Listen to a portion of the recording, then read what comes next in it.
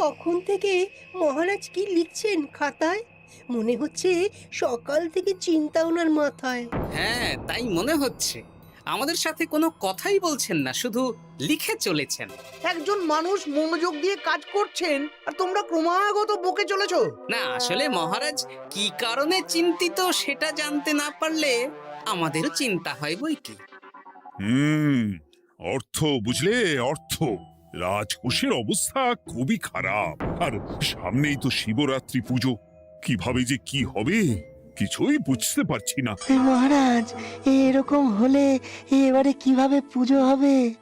শিবরাত্রির পুজোয় তো অনেক খরচ। এত লোকজন আসেন, তাদের জন্য ভোগের প্রসাদের ব্যবস্থা করা তো মুখের কথা নয়। এবার তোমাদের সবাইকে দায়িত্ব নিতে হবে। আমরা সবাই। কি দায়িত্ব মহারাজ? আমি গতকাল তোমাদের রানীমার সাথে এই ব্যাপারে কথা বলেছি। রানীমা কি বললেন মহারাজ?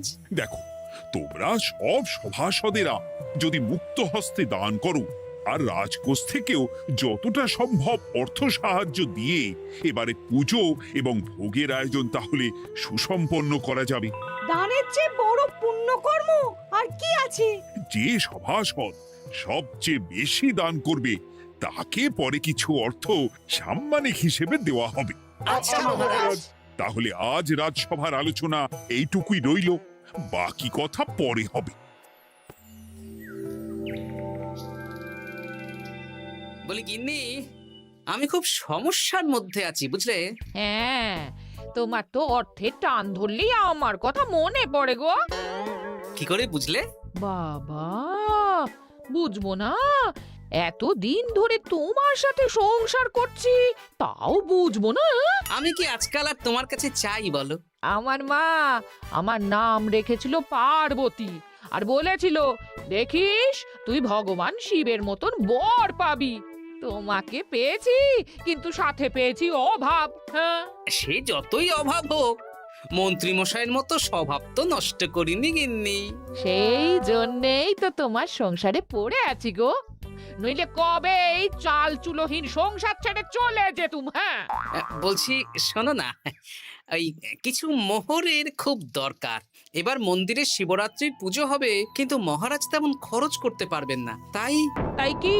তাই আমাদের সব সভাসদদের বলেছেন দান করবার জন্য। এই দেখো, আমার যা গয়নাগাটি ছিল সবই তো বন্ধক রাখা আছে, নইলে বলতাম। আরে বাবা, সে তো জানি, কিন্তু আর কোনো উপায় নেই। কি বলি বলো তো? দেখি কি করা যায়। আরে বাবা রে বাবা, এত চিন্তা ভাবনা না করে বাবা মহাদেবের ওপর ভরসা রাখো গো, উনি কোনো একটা পথ দেখাবেন। দেখো, দেখা যাক গিন্নি, উনি এখন আমার আশা ভরসা।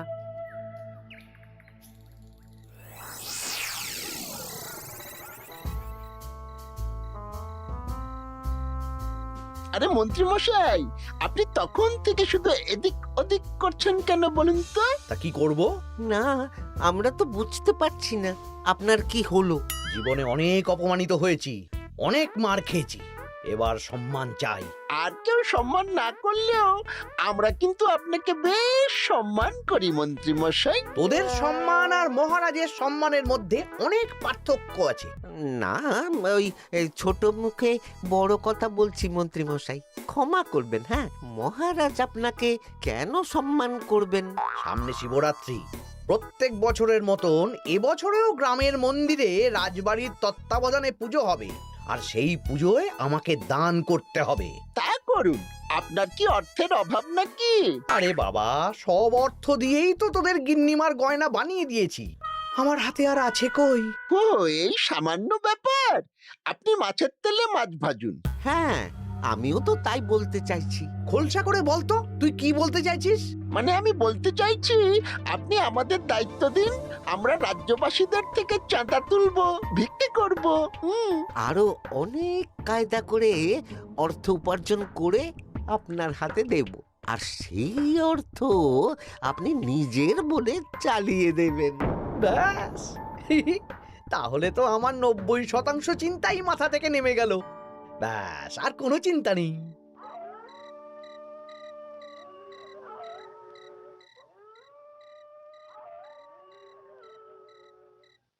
কি গো, এত রাত হয়ে গেল, এখনো ঘুমোচ্ছ না কেন বলো তো? হ্যাঁ, খুব চিন্তা হচ্ছে গো গিন্নি, এখনো বুঝে উঠতে পারিনি যে কি করে দান করব। শুধু অর্থদানই কি দান নাকি গো? শিব ঠাকুর তো আমাদের প্রত্যেকের মধ্যেই রয়েছেন গো। হ্যাঁ, তা তো তিনি আছেন। তুমি বরং ভক্তদের সহযোগিতা করো। পুজোর দিন ভক্তরা দূর থেকে যাতে মন্দিরে আসতে পারে সেই ব্যবস্থা করো। মন্দির প্রাঙ্গণ পরিষ্কার পরিচ্ছন্ন রাখো। হ্যাঁ, ঠিক বলেছো গিন্নি, এটা তুমি ঠিক বলেছো।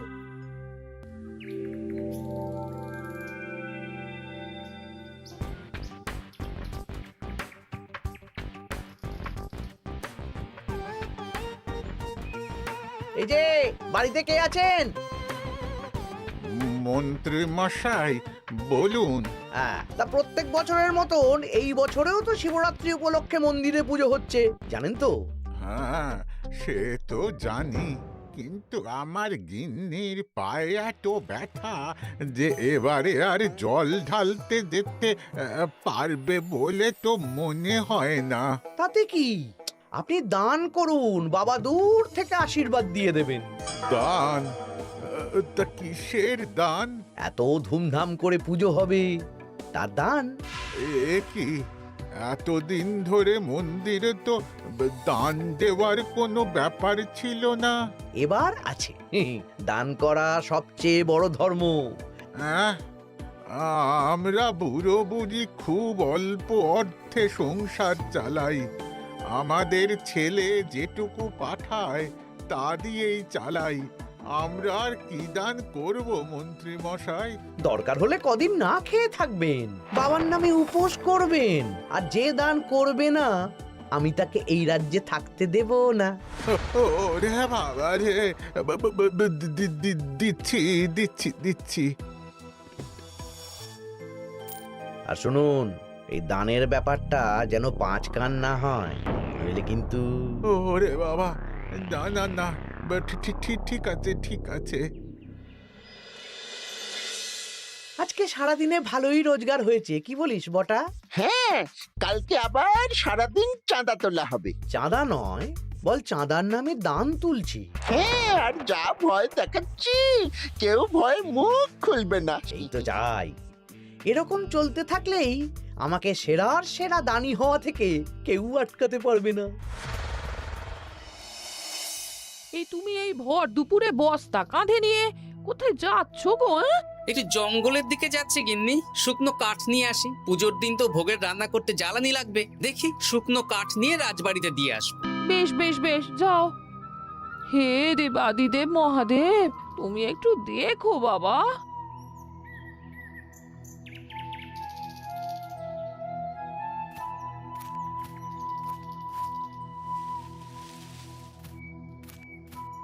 আরে আরে, নগেন খুঁড়ো না, এই সময় কাঠ কুড়োচ্ছ কেন? কি আর করব গোপাল, কাঠ কুড়িয়ে নিয়ে যাচ্ছি, এবার এগুলো হাটে বেচবো। সে কি গো, তোমার ছেলে তো শহরে চাকরি করে বলেছিলে, এ মাসে সে অর্থ পাঠায়নি? সে তো পাঠিয়েছিল বাবা, কিন্তু আর ভাগ্যের পরিহাস, কি বলবো বলো। কি হয়েছে, কোনো সমস্যা নাকি? না না না, সমস্যার কথা জানানো যাবে না, জানালেই আমাদের বিপদ। আরে কি হলো, চুপ কেন? কি গো খুড়ো, কিছু বলো। কাউকে বলবে না তো বাবা? না না, বলো না, আমি কাউকে বলবো না, আমাকে বিশ্বাস করতে পারো। আসলে আজকে সকালে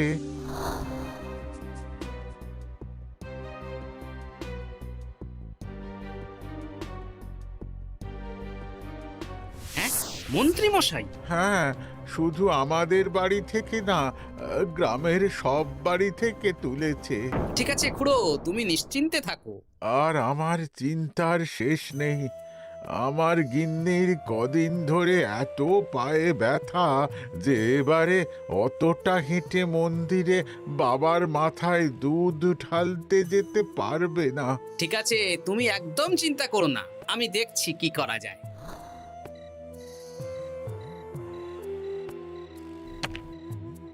প্রহরী, এটা ভাড়ার ঘরে রেখে দিয়ে এসো। বলো গোপাল দিয়েছে, ভোগ রান্নার সময় জ্বালানি লাগবে তো, তাই এই কাঠ দিয়ে গেলাম। আচ্ছা গোপাল দাদা।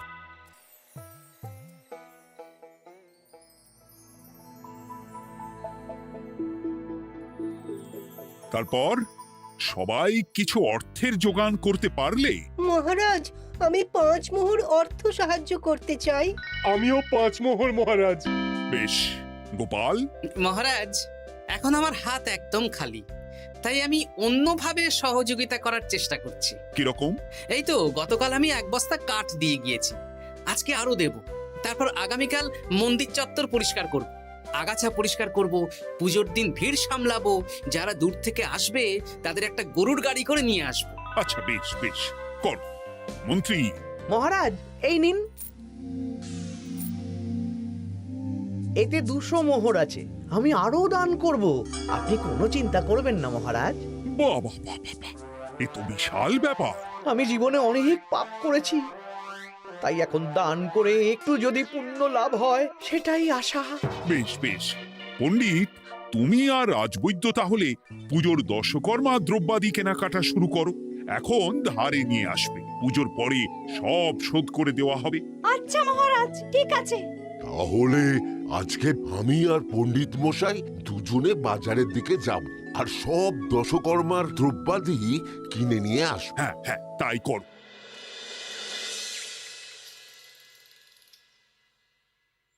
এই ঘটা পুঁটির বাবা একটা কানা করিও চাঁদা দেয়নি। হ্যাঁ, আমার মাথায় একটা বুদ্ধি আছে। কি বুদ্ধি?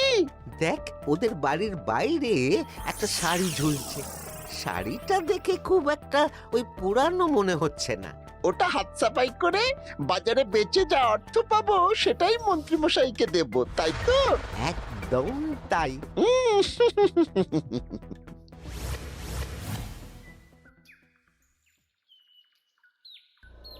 হাই পুটি, দেখ তোদের বাড়ি থেকে বটা ঘটা কাকা শাড়ি চুরি করছে।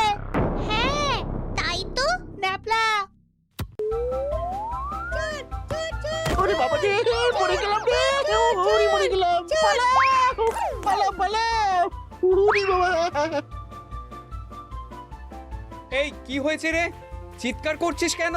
আর বটা ওভাবে পালালো কেন? এই বটা ঘটা কাকা ওই পুটির মায়ের শাড়ি চুরি করে পালাচ্ছিল, আমরা ধরে ফেলেছি। সাব্বাস, এই তো চাই। তার মানে মন্ত্রী মশাই এখন দান করার জন্য চুরিও করাচ্ছে। বাহ! কি ভাবছো গোপাল দাদা? না, কিছু না।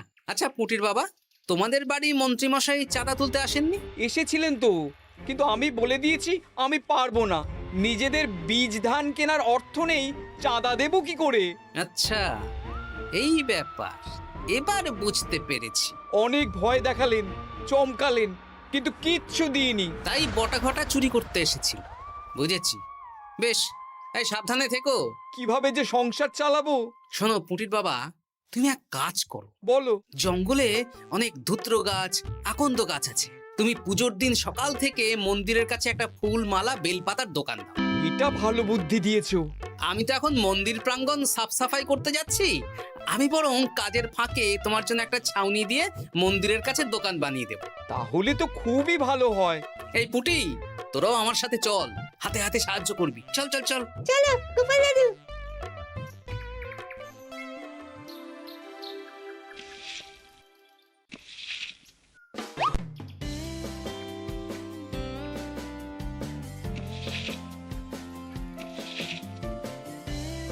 দাদু, এই জায়গাটা গর্ত আছে, তাই মাটি নিয়ে এলাম। এই তো বুদ্ধিমান ছেলে, এবার ঢেলে দে। ব্যাস, এখানটা এবার ঠিক হয়ে গেল। দেখি এবার মন্দিরের পিছনের দিকটা একটু পরিষ্কার করে দিই।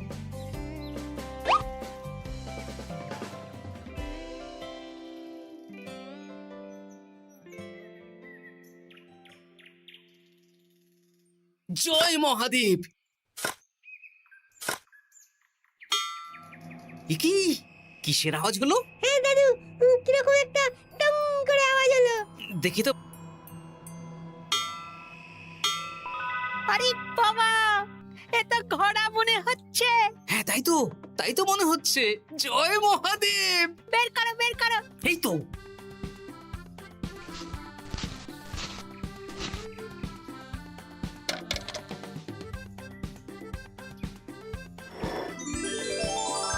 ও দাদু, এ তো সোনার মোহর। জয় মহাদেব। তুমি সত্যি আছো প্রভু, তুমি সত্যি আছো। একই দাদু, তুমি কাঁদছো কেন? সবই মহাদেবের কৃপা। মহারাজ বলেছিলেন দান করতে, মহাদেব নিজেই নিজের পুজোর ব্যবস্থা করে নিলেন রে। হ্যাঁ, তাই তো দেখছি দাদু। তবে শোন, এই কথাটা কাউকে বলিস না। আচ্ছা গোপাল দাদু, আমরা কাউকে বলবো না। হ্যাঁ।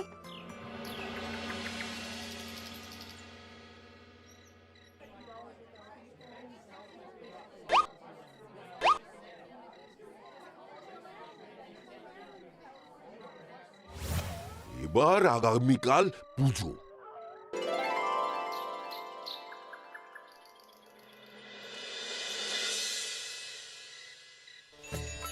জয় শিব শম্ভু, হর হর মহাদেব। হে প্রভু, হে মহাদেব, জগতের কল্যাণ করো ভোলানাথ। জয় শিব শম্ভু। জয় জয় শিব শম্ভু, জয় শিব শম্ভু। বাবা দেখো বাবা, বাহ বাহ বাহ বাহ, এই তো সব ভালোই হচ্ছে। ভালো তো হবেই মহারাজ, আমি যা দান করেছি পুজো পাঠ এবারে ধুমধাম করে হবে। দান করে অত অহংকার করতে নেই মন্ত্রী। এক হাতে দান করলে আরেক হাতকে জানাতে নেই, বুঝলে? বুঝেছি মহারাজ।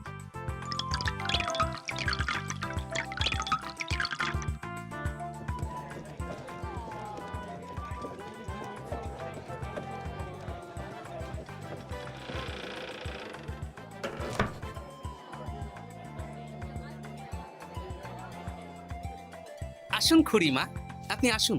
সত্যি গোপাল, তোমার মতো মানুষ হয় না। আমার পায়ে বড় ব্যথা, ভেবেছিলাম এই বছর হয়তো মন্দিরে আসতেই পারবো না। আহা, আমি তো আপনার ছেলের মতন। আর কাল আবার আসতে হবে, বড় মাঠে ভোগের আয়োজন আছে, গাড়ি পাঠিয়ে দেব, কেমন? বেঁচে থাকো বাবা, বেঁচে থাকো। দেখো দেখো গোপালকে দেখো, ও হয়তো অর্থ সাহায্য করেনি, কিন্তু অন্যভাবে কত সাহায্য করছে। এই মন্দির প্রাঙ্গণ থেকে সব আগাছা পরিষ্কার করেছে। মহারাজ, আপনার সাথে কিছু কথা আছে। কি কথা? এখানে বলা যাবে না, যা বলবো আড়ালে। আচ্ছা চল।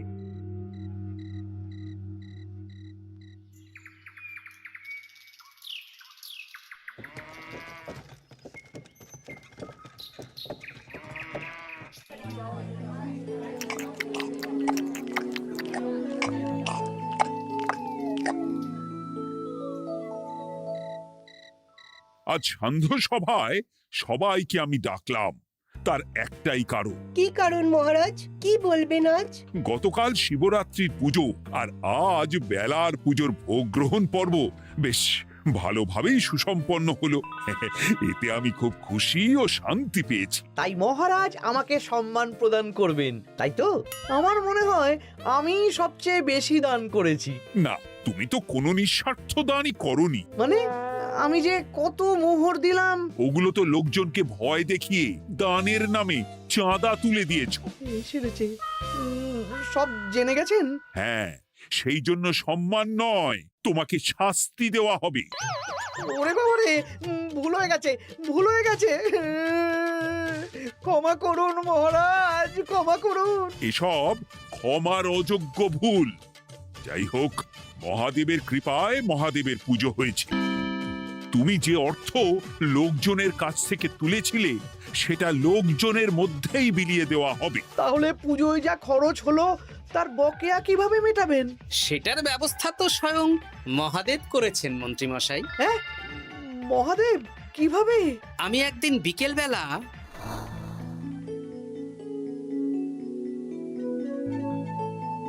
ওরে বাবা, এক ঘোড়া সোনার মোহর। হ্যাঁ, এক ঘোড়া সব মহারাজকে দিয়ে দিয়েছি। আর এই দান সংক্রান্ত যে অর্থ সাম্মানিকের কথা বলেছিলাম তা পাবে গোপাল। ধন্যবাদ মহারাজ। তবে মন্ত্রী মশাই যে অর্থ লোকজনের কাছ থেকে বলপূর্বক তুলেছেন সেটা দিয়ে গরিব চাষি ভাইদের বীজ কেনার অর্থ দান করা হবে। আর মহাদেবের কৃপায় যে এক খড়া মোহর পাওয়া গেছে তা দিয়ে বকেয়া মেটানো হবে। সাবাস গোপাল, সাবাস। এই না হলে আমার গোপাল। সাধু সাধু আর মন্ত্রী মশাইকে কি করা হবে? ওকে কাল শাস্তি দেওয়া হবে।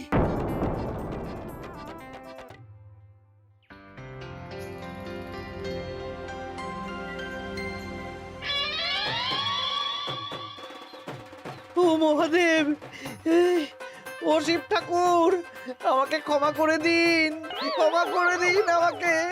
ওসব না বলে একবার কান ধরে উঠবস করুন আর একবার করে বলুন, জয় মহাদেবের জয়। জয় মহাদেবের জয়, জয় মহাদেবের জয়, জয় মহাদেবের জয়। সবই মহাদেবের দান।